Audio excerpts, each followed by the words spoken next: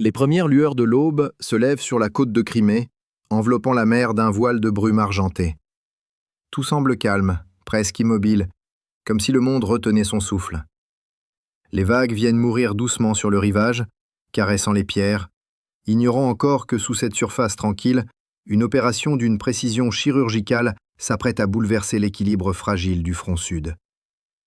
À des kilomètres au large, un drome marin de type Crête V7, aussi compact que redoutable, avance à une vitesse régulière, effleurant la surface.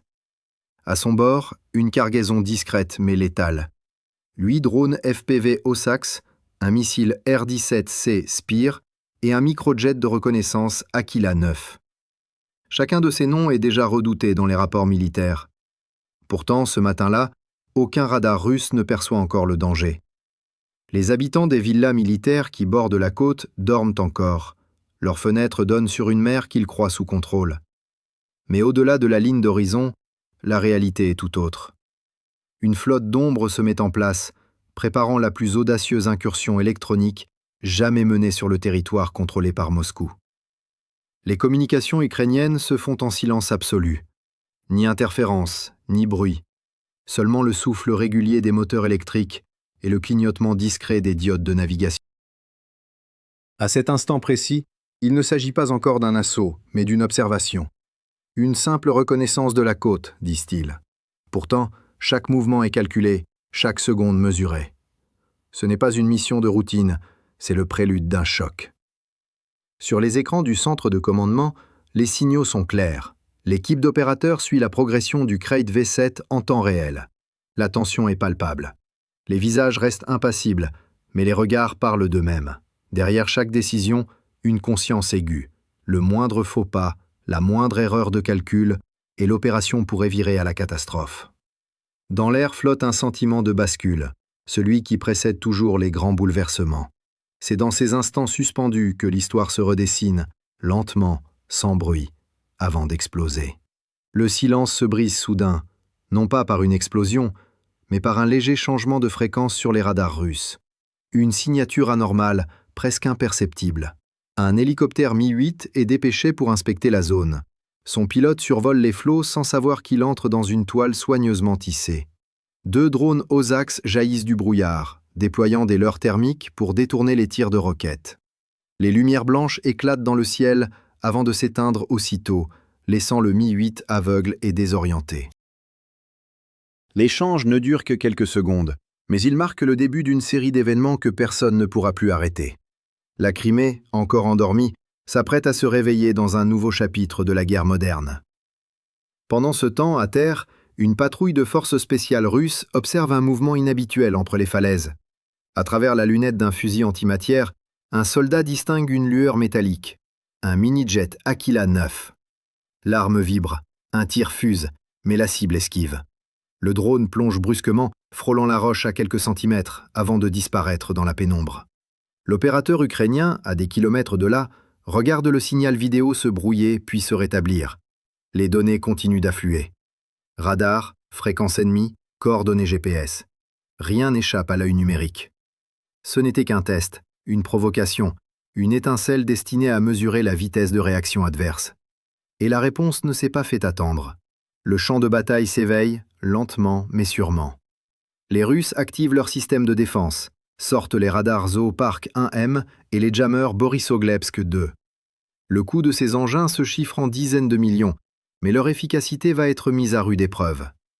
Au même instant, le Crate V7 envoie un unique ordre, tir autorisé. Un missile R-17C Spear quitte la plateforme à une vitesse fulgurante. Il longe la surface, invisible au radar, avant de grimper brusquement. Son impact pulvérise l'antenne secondaire du Zoopark. Le poste de commandement russe s'éteint partiellement. Les écrans vacillent, les opérateurs crient dans le vide. Ce n'est plus un simple incident. La bataille vient de commencer. Pourtant, l'objectif réel reste caché. Le public n'en sait encore rien, les analystes spéculent, les médias n'ont que des fragments. Mais quelque chose de bien plus important se joue derrière ce rideau de fumée. Une découverte, un signal intercepté, un site inconnu sur la côte qui pourrait tout changer. L'opération en mer n'est qu'une façade. Ce que l'Ukraine traque, c'est un centre de coordination camouflé, un cœur logistique dissimulé sous des façades paisibles. Dans la brume du matin, les drones continuent leur balai silencieux, dessinant sur la mer les contours d'une vérité que le monde n'a pas encore entendue. Avant de poursuivre, abonnez-vous pour ne rien manquer. Ce que vous allez entendre ensuite change la perception même de cette guerre. Ce qui s'est passé ce jour-là, sur cette côte tranquille, dépasse tout ce que les observateurs avaient imaginé. En attente de votre ordre pour la partie suivante, la côte de Crimée s'embrase lentement dans le vacarme des systèmes de défense qui se réactivent. Des sirènes montent, des ordres se croisent dans la confusion, des signaux saturent les canaux russes. Ce qui n'était qu'une brève alerte devient un chaos contrôlé. Les officiers russes comprennent qu'ils ne font plus face à une simple reconnaissance, mais à une opération coordonnée d'une ampleur inédite. Le radar principal du zooparc, partiellement détruit, tente de redémarrer, tandis que des équipes de techniciens s'activent à remettre en ligne les communications brouillées. Pourtant, au-dessus d'eux, les drones ukrainiens continuent d'évoluer dans un silence glacial. Invisible, précis et surtout indépendant. Ce n'est plus une attaque menée par des soldats, mais par une intelligence tissée dans les airs, capable d'observer, d'analyser et de frapper sans hésitation. Sur la côte, un vent chaud emporte la fumée des premiers impacts. Le Krat V7, camouflé sous une fausse signature radar, s'éloigne lentement pour se repositionner plus au sud. Ce mouvement déclenche aussitôt une réponse russe. Depuis une base aérienne de Kerch, un Su-25SM est envoyé. L'appareil descend en piqué au-dessus de la mer, ses réacteurs hurlent, tandis que le pilote verrouille la zone de signal suspecte. Des roquettes tombent en rafale, creusant des colonnes d'eau autour du Krat. Mais les drones répliquent. 2 OSAX plongent à une altitude quasi rase, contournant les explosions, profitant de la distorsion thermique des impacts pour échapper aux capteurs infrarouges. L'un d'eux, à peine visible dans le brouillard salin, parvient à s'approcher à moins de 200 mètres du rivage, retransmettant en direct une image qui glace le sang des analystes ukrainiens. Le complexe dissimulé qu'ils cherchaient depuis des semaines n'est pas un simple relais radio, mais un centre de coordination des opérations FPV russes installé derrière les façades luxueuses d'un ancien complexe balnéaire. Les antennes, les générateurs et les abris blindés se devinent sous la végétation. Ce n'est plus un mythe, c'est une cible réelle, stratégique, vitale. Les transmissions confirment que des signaux partent de ce site vers plusieurs zones du front sud, notamment Melitopol et Berdiansk. Autrement dit, la Crimée abrite le noyau nerveux de l'armement téléopéré russe. Si ce centre tombe, une partie de la chaîne d'attaque automatisée de Moscou s'effondre. L'ordre tombe, priorité absolue. L'opération passe du mode observation au mode neutralisation. Les premières minutes de la riposte ukrainienne sont méthodiques. Le Krait V7 redirige sa puissance de transmission vers un protocole d'attaque électronique, simulant la présence d'un navire russe pour détourner la surveillance côtière. Au même moment, les drones restants changent de formation, adoptant une structure dite en maille fantôme, 3 niveaux de vol superposés, chacun ayant une fonction: reconnaissance, brouillage et frappe. Au-dessus d'eux, un Su-30SM russe prend de l'altitude, se préparant à verrouiller les cibles qui apparaissent sur ses écrans. L'opérateur ukrainien le sait, il sent la tension monter. Un signal de verrouillage clignote, les secondes s'étirent, puis une traînée blanche fend le ciel. Un missile R-73 part du chasseur russe, filant droit vers le drone le plus haut du dispositif. La manœuvre est brutale, mais calculée. Le drone plonge à la verticale, libérant une cartouche de leurre thermique. Le missile s'égare, heurte le vide et explose au-dessus des flots. La mer retombe dans un grondement sourd. Les autres drones, profitant de la confusion, s'élancent vers la côte. Sur la plage, un véhicule blindé Tigre M vient d'arriver. Son radar de proximité tourne lentement, captant des échos dans toutes les directions. Les soldats russes, en position autour du complexe, scrutent le ciel sans savoir d'où viendra la prochaine menace. La réponse tombe sans avertissement. Un premier Osax pique droit vers le Tigre M et percute son capteur de surveillance. L'impact neutralise le système optique. Le véhicule est paralysé. Dans le même instant, 2 autres drones descendent en spirale vers le toit du bâtiment principal. Ils traversent un angle ouvert, pénètrent par une verrière et explosent au cœur du centre de brouillage Borisoglepsk 2. L'onde de choc fait trembler la falaise, projetant des morceaux de métal jusqu'à la mer. En une seconde, Le cœur électronique de la base s'éteint. Plus aucun signal, plus aucune interférence. Les systèmes russes tombent les uns après les autres dans le silence. Mais ce n'est qu'une partie du chaos. Le Su-30SM, toujours en vol, tente une nouvelle attaque, plongeant vers la côte pour une passe de mitraillage. Le Krait V7 déclenche alors un protocole de leurre thermique, saturant le ciel de fausses signatures. Le pilote russe perd momentanément la trace, survole l'objectif à haute vitesse et largue son armement trop tôt. Les projectiles explosent dans la mer, soulevant un mur d'eau salée. De son poste de contrôle, l'équipe ukrainienne observe en direct la désorganisation totale du dispositif ennemi. En moins de 5 minutes, la défense côtière s'est effondrée. L'espace aérien, jadis saturé de signaux russes, est maintenant traversé par un vide radio presque total. Les opérateurs ukrainiens se regardent. L'un d'eux murmure « La voie est libre ». L'assaut suivant est immédiat. Les drones restants, désormais libérés de toute interférence, se séparent en 3 vagues. La première vise les générateurs, la seconde les antennes, la troisième les véhicules de commandement. Les explosions s'enchaînent, les flammes montent haut, léchant les murs d'un ancien pavillon décoré de fresques. L'endroit ressemble davantage à une station balnéaire qu'à un centre militaire. Pourtant, les preuves s'accumulent. Consoles de guidage, écrans de communication, documents techniques, tout confirme la nature stratégique du site. En détruisant ce lieu, l'Ukraine frappe un point vital, un maillon clé dans la chaîne d'opérations russe. Sur le rivage, la fumée se mêle au brouillard. Des fragments de métal, de circuits et de verre tombent en pluie lente. Les drones, un à un, terminent leur mission. Certains s'écrasent volontairement sur les véhicules restants, d'autres continuent à retransmettre des images avant de s'éteindre. Le Krait V7, à quelques kilomètres, reste en position. Son antenne tourne encore, captant chaque écho, chaque signal de détresse. Les transmissions interceptées sont claires. La ligne côtière russe vient de perdre sa coordination électronique sur plusieurs dizaines de kilomètres. Les équipages des patrouilleurs reçoivent des ordres contradictoires. Certains se replient vers Sébastopol, d'autres vers Yevpatoria. L'ensemble du dispositif s'effondre comme un château de cartes. Mais dans les décombres de la base, une scène inattendue se déroule. Les flammes éclairent un soldat russe blessé qui tente d'extraire des débris un technicien ukrainien prisonnier d'un choc thermique. Sans un mot, il le tire à l'abri, tous deux étourdis par l'explosion. Autour d'eux, le vacarme continue, mais ce court instant suspend la guerre. 2 ennemis, dans le même souffle, pris entre la survie et le devoir.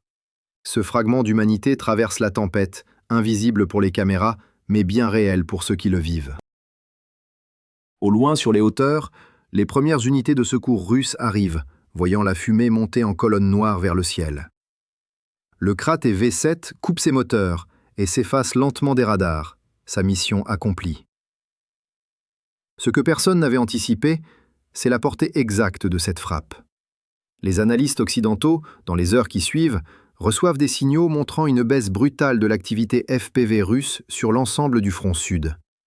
Les frappes coordonnées cessent, les attaques automatisées se figent. Le choc n'est pas seulement matériel, il est psychologique. Moscou comprend que son invincibilité électronique n'existe plus. Les équilibres changent, les doctrines s'effritent. La guerre entre dans une nouvelle dimension, où chaque ligne de code vaut autant qu'un obus. Et cette fois, c'est l'Ukraine qui a l'avantage. Abonnez-vous, car la suite dépasse ce que les chiffres racontent.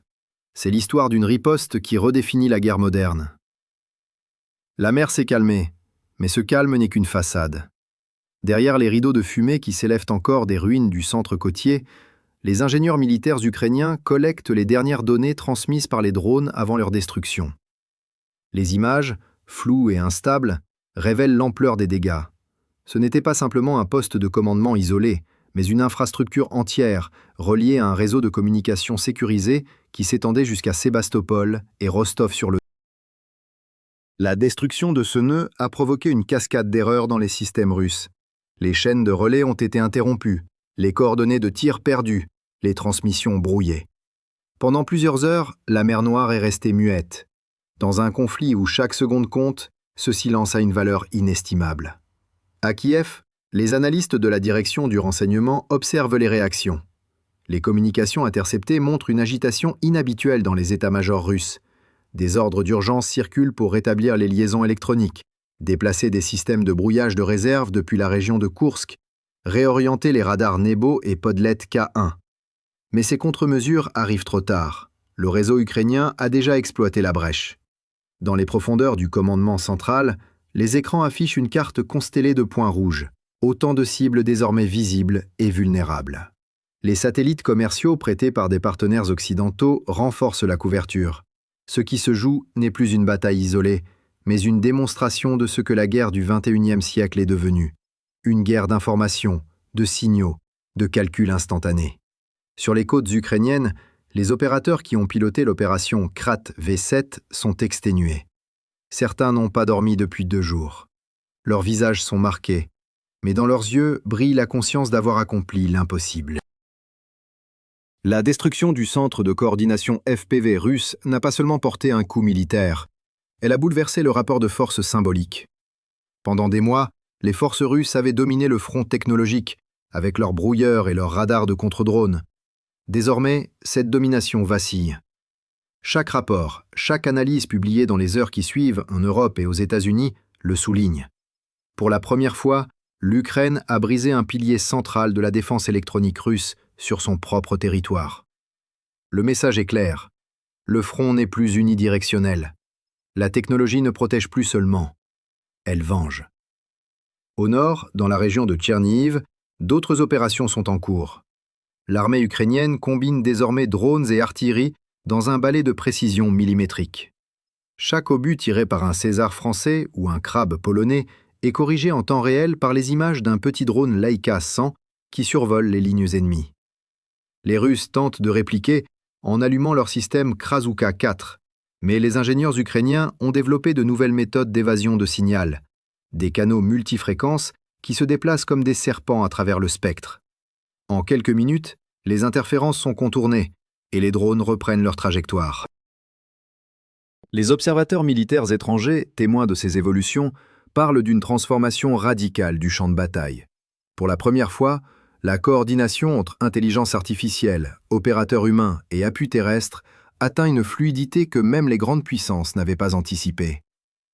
Sur la ligne de front, le résultat est tangible. Les chars T-72B3 russes avancent moins vite, hésitent, car leurs trajectoires sont désormais observées en permanence depuis le ciel. Les convois logistiques changent d'itinéraire, multiplient les pauses, redoutant une frappe invisible. Dans le Donbass, les frappes de précision ukrainiennes se concentrent sur les centres de brouillage, les générateurs, les relais de communication, plutôt que sur les blindés eux-mêmes.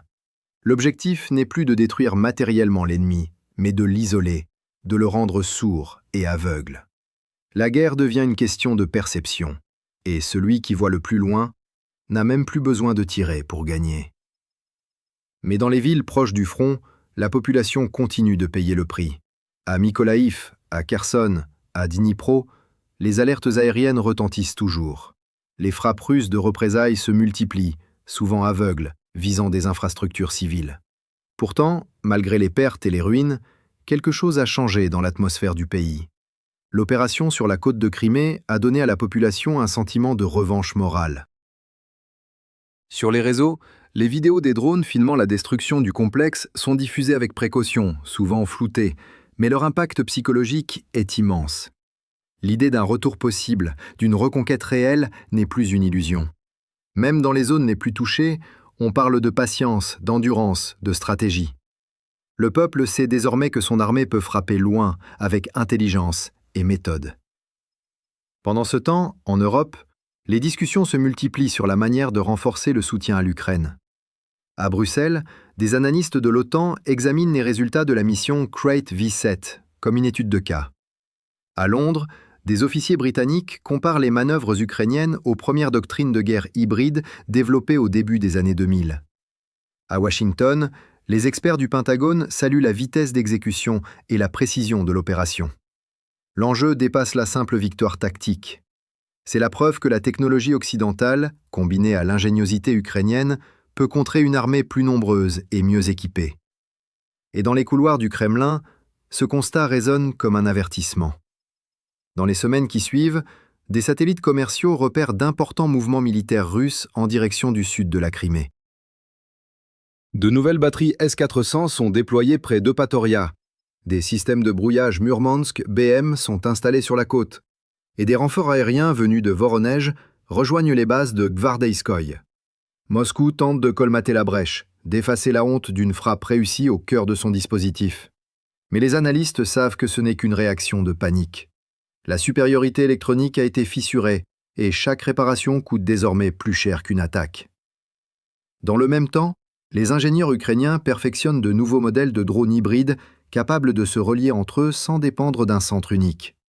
Ces appareils peuvent former un réseau mobile, autosuffisant, échangeant les données comme un organisme vivant. L'un d'eux, baptisé Varta, effectue déjà ses premiers essais près d'Odessa. Les images montrent un appareil silencieux, presque invisible au radar, se déplaçant en essaim avec 4 unités secondaires. Chaque drone peut devenir à tout instant le nœud principal du réseau, rendant le brouillage pratiquement inutile. C'est la prochaine étape, celle où la guerre des signaux deviendra une guerre d'algorithmes. Mais derrière la technologie, il y a toujours les hommes. Dans une base au nord de Kiev, les opérateurs du Kreit V7 reçoivent leur décoration. Ils ne sourient pas. Leur mission a réussi, mais ils savent qu'elle n'est qu'un prélude. Dans le silence du hangar, l'un d'eux prononce une phrase simple. « Nous avons ouvert une porte. Maintenant, tout dépend de ce que nous ferons de l'autre côté. » Cette porte, c'est celle d'une nouvelle ère. Une guerre où les frontières se déplacent avec les fréquences, où les batailles ne se gagnent plus par la force brute, mais par la maîtrise de l'invisible. Sur les écrans du commandement ukrainien, les signaux s'affinent à nouveau. Les cartes se mettent à jour en temps réel. À l'horizon, la Crimée n'est plus seulement une péninsule occupée. Elle est redevenue un champ d'opération, une promesse, un objectif à portée de main. Et tandis que la mer se referme sur les débris métalliques de la base détruite, une certitude s'impose. Le prochain combat ne se jouera plus dans le ciel ni sur la terre, mais dans l'espace entre les deux. Là où l'information devient arme et où chaque battement d'onde peut changer le cours de l'histoire.